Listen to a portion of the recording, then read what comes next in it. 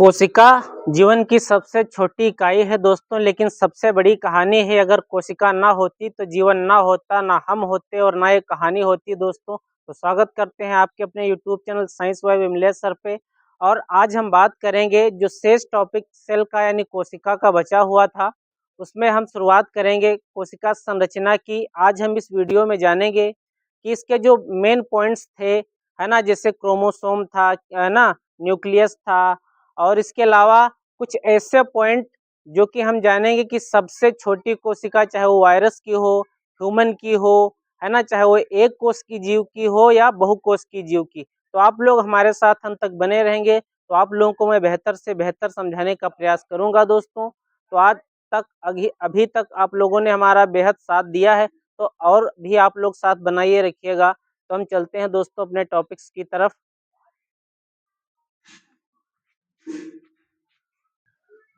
तो दोस्तों, हमने बताया था आप सभी लोगों को कि कोशिका की संरचना हम लोग समझेंगे आकार एवं आकृति के आधार पर कि उनका साइज और शेप कैसा होगा दोस्तों। तो हम जानते हैं कि अधिकांश कोशिकाएं आकार में बहुत छोटी होती हैं, यानी जो सेल्स होती हैं उनकी साइज अलग अलग होती है दोस्तों।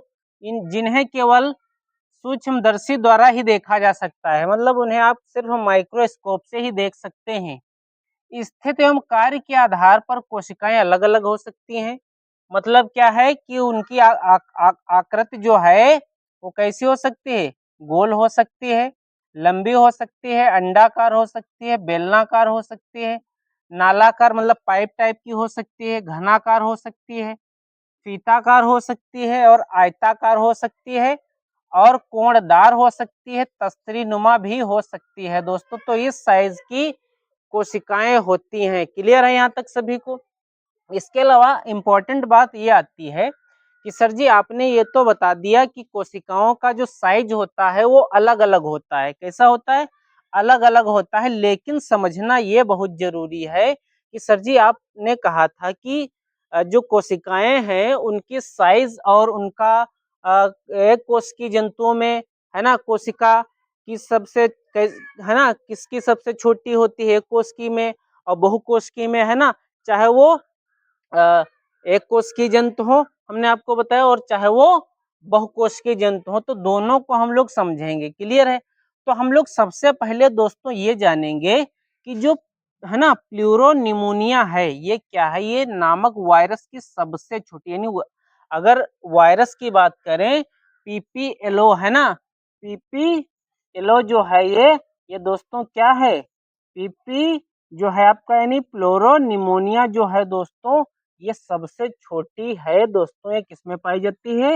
ये सबसे छोटी वायरस में पाई जाती है दोस्तों। क्लियर है? सबसे छोटी वायरस में ये होती है। यहाँ तक सभी को समझ में आ रहा है? उसके बाद हमने आप सभी को बताया था कि एक कोश की जीव, हमने आपको बताया था कि जीव दो प्रकार के होते हैं, एक कोश की, है ना, यूनिसेलुलर और मल्टी सेलुलर। तो एक कोश की जंतुओं में सबसे बड़ी जो कोशिका, है ना, सबसे बड़ी एक कोश की जंतुओं में अमीबा प्रोटियस, है ना, प्रोटियस जो होता है ये सबसे बड़ी होती है एक कोश की जंतुओं में। क्लियर है सभी को? यहाँ तक समझ में आ रहा है? उसके बाद क्या आता है कि एक कोश की जंतुओं में सबसे जो बड़ी कोशिका होती, एक कोशिका की बात कर रहा हूं, ध्यान से सुनिएगा। एक कोशिकी जंतुओं में सबसे जो बड़ी कोशिका होती है वो माइकोप्लाज्मा, है ना, गैली सेप्टिकम, है ना, ये दोस्तों होती है। क्लियर है? इसका जो साइज होता है अप्रोक्स 1.0, है ना, ये होता है, इसका माइक्रोन मीटर होता है। क्लियर है दोस्तों? यहाँ तक ओके? आप लोग बता दीजिएगा। फिर क्या आता है कि बहुकोश के पौधे, है ना, तो पौधों में सबसे बड़ी जो होती है वो क्या होती है? वो साइकस का अंडा होता है दोस्तों। साइकस का अंडा होता है, ये पौधों की बात है। ये पौधों में भी सबसे बड़ी अगर कोशिका की बात करें, है ना, बहुकोश की पौधों में, तो सबसे बड़ी जो होता है साइकस का एक अंड होता है दोस्तों, उसकी होती है। क्लियर है? अब बात ये आती है कि सर जी बहुकोश की जंतुओं में क्या होता है? तो बहुकोश की जंतुओं में सबसे जो बड़ी कोशिका है, यानी मल्टी सेलुलर, यानी जो बहुकोश की जंतु है उसमें जो आपका शुतुरमुर्ग आता है, शुतुरमुर्ग का जो अंडा होता है दोस्तों, वो लगभग 15 सेंटीमीटर लंबा होता है। यहाँ तक क्लियर है सभी को? ये हमने बात बताया बहुकोशिकीय जंतु में सबसे बड़ी कोशिका के बारे में। उसके अलावा बात है कि सर जी, जो मनुष्य होते हैं, जो ह्यूमन होते हैं, उसमें जो सबसे, है ना, जो सबसे लंबी यानी लार्जेस्ट सेल ऑफ ह्यूमन, तो न्यूरॉन होता है। क्या होता है? न्यूरॉन दोस्तों, ठीक है। सबसे लंबी, ठीक है, सबसे लंबी दोस्तों क्या होता है? सबसे लंबी, है ना, क्या होता है? मानव में न्यूरॉन होते हैं। क्लियर है? और सबसे छोटी दोस्तों क्या होता है? स्पर्म यानी जो शुक्राणु होते हैं वो होता है, ठीक है। और इसमें फीमेल में जो सबसे बड़ी आपकी ये है ना, लार्जेस्ट जो सेल आती है, ये एग होता है, यानी फीमेल एग, जो जो मादा अंडाणु होते हैं वो होता है सबसे लार्जेस्ट सेल, ठीक है। ये महिलाओं में होता है दोस्तों। क्लियर है सभी को यहाँ तक? फिर अब पॉइंट ये आता है दोस्तों कि यहाँ तक तो हमने आप सभी को बता दिया, आप लोगों ने यहाँ तक सब अच्छे समझ लिया है। अब क्या आता है कि कोशिका के सजीव तथा निर्जीव भाग कौन होते हैं? जैसे ह्यूमन के कोई ऐसे हिस्से रहते हैं जो निर्जीव रहते हैं। आप लोग हमें कमेंट बॉक्स में बताइएगा, मैं एक बता दे रहा हूँ, आप लोग कमेंट बॉक्स में जरूर हमें बता दीजिएगा।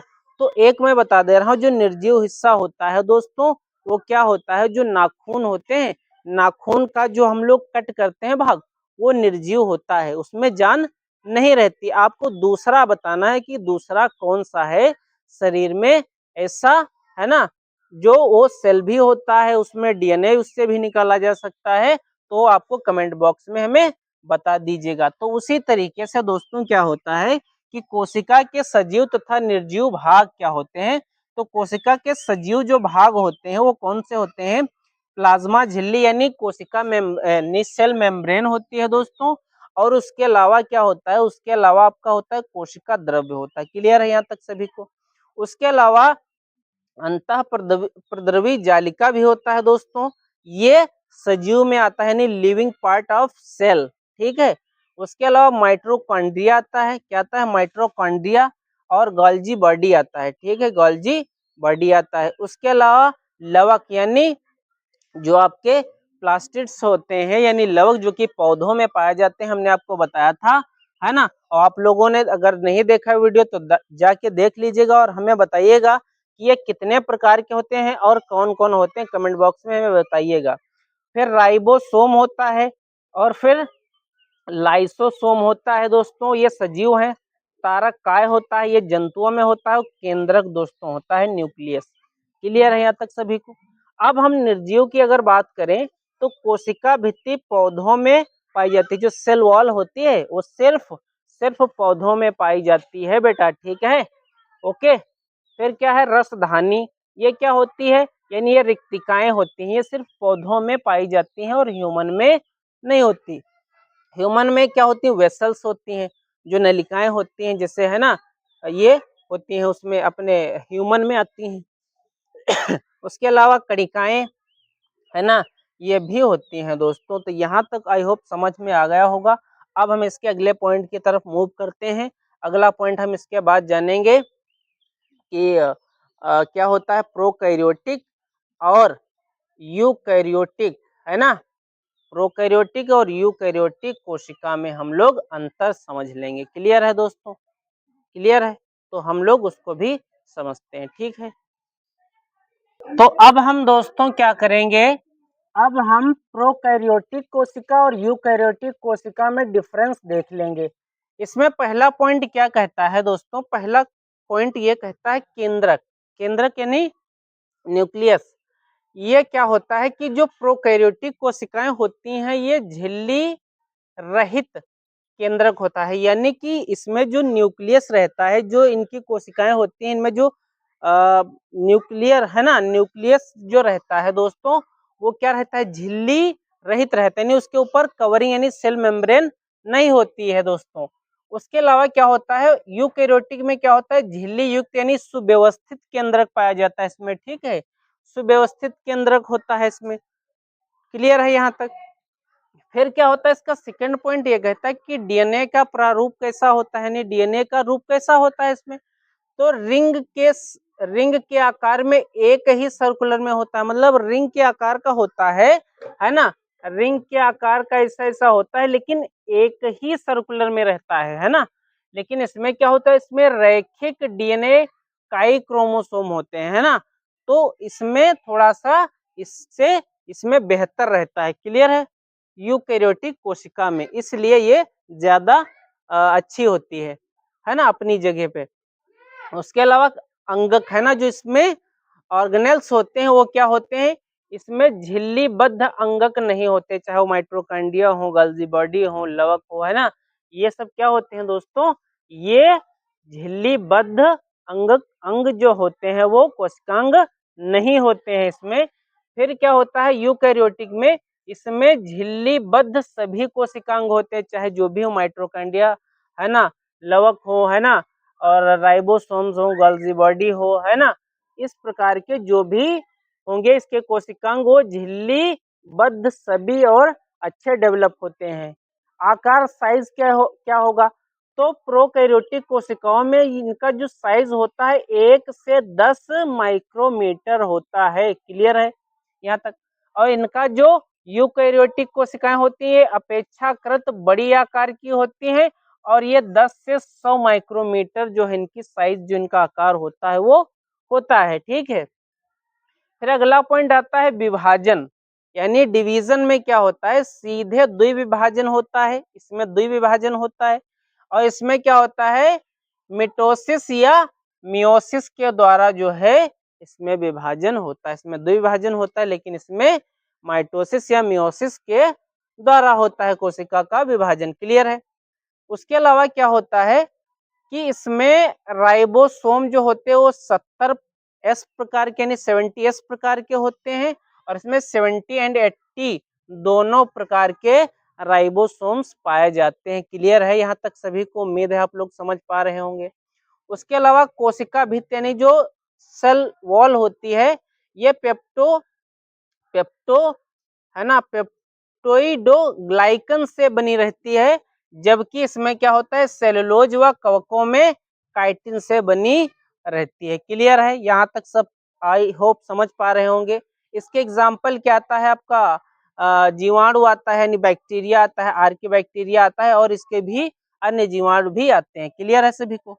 इसके अलावा इसमें क्या आता है, प्लांट्स आते हैं, है ना, एनिमल्स यानी जंतु आते हैं, कवक आते हैं आदि, इसके ये पॉइंट होते हैं। यहाँ तक सभी को समझ में आया, उम्मीद है आप लोग समझ पाए होंगे। तो अब हम लोग क्या करते हैं, अब हम लोग समझ लेते हैं जंतु कोशिका और पादप कोशिका में अंतर। इसके बाद तो अब हम बात करेंगे जंतु कोशिका एवं पादप कोशिका में अंतर। तो प्लांट सेल और एनिमल सेल दोनों में डिफरेंस जानेंगे, लेकिन कैसे, एक एक पॉइंट को जानेंगे बेहतर एकदम अच्छे और क्लियर तरीके से। तो क्या होता है कि इनमें एक सेल वॉल पाई जाती है, किसमें, पादप कोशिका जो होती है, ठीक है, उसमें सेल वॉल पाई जाती है, यानी कोशिका भित्ति पाई जाती है। जबकि जो जंतु होते हैं उनमें सेल वॉल नहीं पाई जाती, ठीक है, यानी उसमें सेल वॉल नहीं पाई जाती है। और इसमें जो प्लांट होते हैं इसमें जो सेल वॉल बनी रहती है वो सेलुलोज की बनी रहती है। फिर साइज की अगर हम बात करें तो आकार क्या होता है कि सामान्यतः आयताकार जो प्लांट होते हैं इनका जो साइज होता है ना, उनकी जो कोशिकाएं होती हैं उनका जो आकार होता है वो आयताकार रहता है।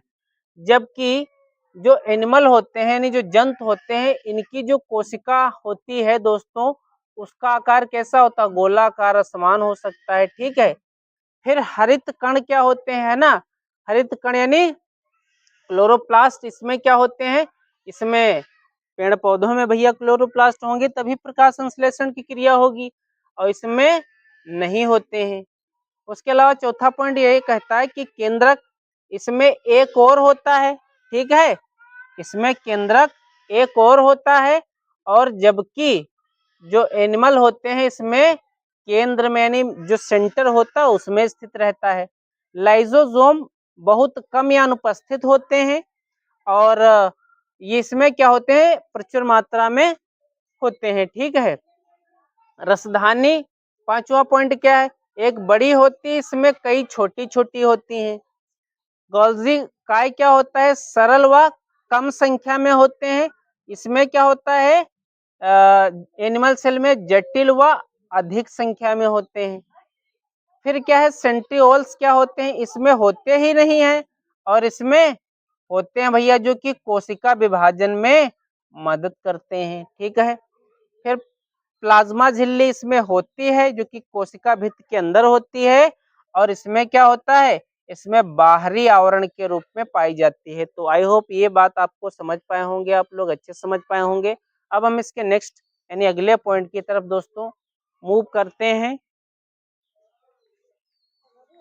तो अब हम दोस्तों इसके कोशिका झिल्ली यानी प्लाज्मा झिल्ली के बारे में बात करेंगे, और इसके बारे में हम कुछ जानेंगे दोस्तों। बेसिक क्या है इसका, सेल मेम्ब्रेन यानी प्लाज्मा मेम्ब्रेन जिसको बोलते हैं। प्लाज्मा झिल्ली या कोशिका झिल्ली कोशिका की सबसे बाहरी परत है। क्या है, प्लाज्मा झिल्ली या कोशिका झिल्ली, यह क्या है, यह इसकी कोशिका की सबसे बाहरी परत है जो कोशिका घटकों को बाहरी आवरण से अलग कर देती है। मतलब जो उसके घटक होते हैं उनको क्या कर देती है वो, है ना, बाहरी पर्यावरण से अलग कर देती है। प्लाज्मा झिल्ली कुछ पदार्थों को अंदर जाने देती है, और जबकि कुछ पदार्थों को बाहर रहने देती है, मतलब उनको बाहर अंदर जाने नहीं देती है। ये क्या होती है, प्लाज्मा झिल्ली लचीली होती है तथा लिपिड व प्रोटीन से बनी होती है। क्लियर है, लिपिड और प्रोटीन से बनी होती है। इस झिल्ली द्वारा परासरण की क्रिया होती है, यानी जो परासरण की क्रिया होती है दोस्तों, तो वो इसी के द्वारा होती है। क्लियर है, इसके फंक्शन क्या होते हैं, कार्य क्या होता है, यह कोशिका को निश्चित आकार दे देती है, यह कोशिका के बाहर एक रक्षात्मक आवरण बना लेती है, मतलब प्रोटेक्शन लेयर बना लेती है। क्लियर है, अब हम इसके अगले पॉइंट की तरफ दोस्तों चलते हैं। ठीक, वो क्या है कि कोशिका भित्ति यानी जो सेल वॉल होती है, जो प्लांट्स में सेल वॉल पाई जाती है दोस्तों, वो क्या होती है, यह पादप कोशिका में जो है, पादप कोशिका प्लाज्मा झिल्ली के अलावा कोशिका भित्ति भी होती है। मतलब प्लाज्मा झिल्ली के अलावा जो प्लांट होते हैं, पौधे होते हैं, उनमें कोशिका भित्ति भी पाई जाती है, जो पादप कोशिका के चारों ओर सेलुलोज से बनी होती है ना, जो क्या होती है, कठोर आवरण होता है। क्या होता है, कठोर आवरण होता है, ठीक है। यह निम्न प्रकार की होती है ना, ये निम्न प्रकार की होती है, जिससे प्राथमिक कोशिका भित्ति, इसको माइक्रोफाइब्रिल और सेलुलोज से बनाया जाता है या बनी होती हैं। द्वितीयक कोशिका भित्ति, यह क्या होती है, यह सेलुलोज व लिग्निन से बनी होती है। क्लियर है, तृतीय क्या होती है, तृतीय कोशिका भित्ति सूखे प्रोटोप्लाज्म से बनी होती है। क्लियर, और चौथा पॉइंट ये कहता है मध्य पटलिका, यह कैल्शियम और मैग्नीशियम पैक्टेड की बनी होती है। तो दोस्तों उम्मीद है आप लोग इसको समझ पाए होंगे, बेहतर हमने आपको समझाया और बताया है, ठीक है। अब इसका हम अगला पॉइंट समझ लेते हैं दोस्तों, ठीक है, और उसको भी समझ जानते हैं कि क्या है अगला पॉइंट दोस्तों। तो अब हम इस वीडियो के इस पॉइंट तक हम बात करेंगे सिर्फ जीव द्रव्य की, और बाकी का यानी जो शेष पॉइंट बचा है वो हम अगले नेक्स्ट वीडियो में कवर करेंगे दोस्तों। तो इस वीडियो को एकदम धमाकेदार या इस लेक्चर को एकदम धमाकेदार समाप्ति की ओर आज अग्रसर हो चुके हैं हम लोग। क्या है दोस्तों, जीव द्रव्य क्या होता है कि कोशिका का संपूर्ण जीवित पदार्थ, यानी जो कोशिका होती है उसका जो लिविंग पार्ट होता है वो जीव द्रव्य कहलाता है। जो कोशिका का जीवित हिस्सा जितना होता है यानी लिविंग पार्ट होता है वो क्या कहलाता है, आपका प्रोटोप्लाज्म कहलाता है। क्लियर है, हेक्सले के अनुसार, हेक्सले एक वैज्ञानिक थे, उन्होंने ये बताया कि जीव द्रव्य जीवन की भौतिक आधारशिला है। क्या है, जीवन की भौतिक आधारशिला है, मतलब इसी पे बेस है, इसी पर आधारित है। फिर क्या है कि जीव द्रव्य की खोज है ना, डुजार्डिन नामक वैज्ञानिक ने 1835 में की थी दोस्तों। तो ये इंपॉर्टेंट बहुत है कि संपूर्ण जीवित पदार्थ जीव द्रव कहलाता है। कोशिका का संपूर्ण जीवित पदार्थ ही, और इसकी खोज 1835 में डुजार्डिन नाम के एक वैज्ञानिक ने की थी। क्लियर है सभी को यहाँ तक? आई होप समझ में आया होगा आप सभी को। जीव द्रव के भौतिक गुण क्या होते हैं, तो हम लोग समझ लेते हैं जीव द्रव के भौतिक गुण। यह एक अर्ध पारदर्शक रंगहीन होता है, अर्ध तरल होता है, वह जेली के समान होता है, मतलब एक लिक्विड फॉर्म में होता है, मतलब एक जेली के टाइप का होता है। और क्या होता है, चिपचिपा होता है, समान और चिपचिपा रहता है। क्लियर है यहाँ तक? फिर दूसरा पॉइंट है कि जीव द्रव अनेक रूप में पाया जाता है ना, अनेकों रूप में पाया जा सकता है। उसके अलावा थर्ड पॉइंट क्या है कि जीव द्रव बाह्य उद्दीपनों के कारण प्रति संवेदनशील भी रहता है। फिर है कोलाइडी गुण के कारण इसमें लचीलापन होता है, सुघड़ता होती है, संकुचन होता है, और प्रासरण का गुण भी इसमें होता है, प्रासरण का गुण भी इसमें होता है। ठीक है। फिर जीव द्रव में दो अवस्थाएं पाई जाती हैं, ठीक है, कौन? साल और जेल टाइप की दो अवस्थाएं पाई जाती हैं। थर्ड सिक्स पॉइंट कहता है कि साल में, है ना, निलंबित कण एक दूसरे से टकराकर ब्राउनियन गति करते हैं। साल मतलब जो हमने ये बताया, है ना, उसमें क्या होते हैं कि निलंबित कण एक दूसरे से जब टकराते हैं, और टकराने की गति को ही क्या कहते हैं? ब्राउनियन गति कहते हैं। क्लियर है? जीव द्रव के दो भाग होते हैं दोस्तों, एक होता है कोशिका द्रव और एक होता है केंद्रक। तो आई होप ये बात यहाँ तक सभी को समझ में आई होगी। क्लियर है सभी को? अब हम क्या करेंगे, जो आपका कोशिका द्रव और केंद्रक है, ये हम अगले वीडियो में क्लियर करेंगे दोस्तों। तो आप सभी का हमारे साथ यूं ही साथ देना, और आप सभी का हमारे साथ आप सभी का प्यार बनाए रखना, उसके लिए मैं आप सभी का हमेशा कृतार्थ रहूंगा। और आप सभी लोगों से बस यही कहूंगा कि आप लोग यदि यूं ही अपना प्यार और स्नेह बनाए रखेंगे, तो मैं आप सभी के लिए दिन रात मेहनत करता रहूंगा। तो आप सभी ने जो हमारे ऊपर प्यार और स्नेह बरसाया है, उसके लिए आप सभी का तहे दिल से शुक्रिया और धन्यवाद। शुक्रिया, थैंक यू सो मच। जय हिंद, वंदे मातरम।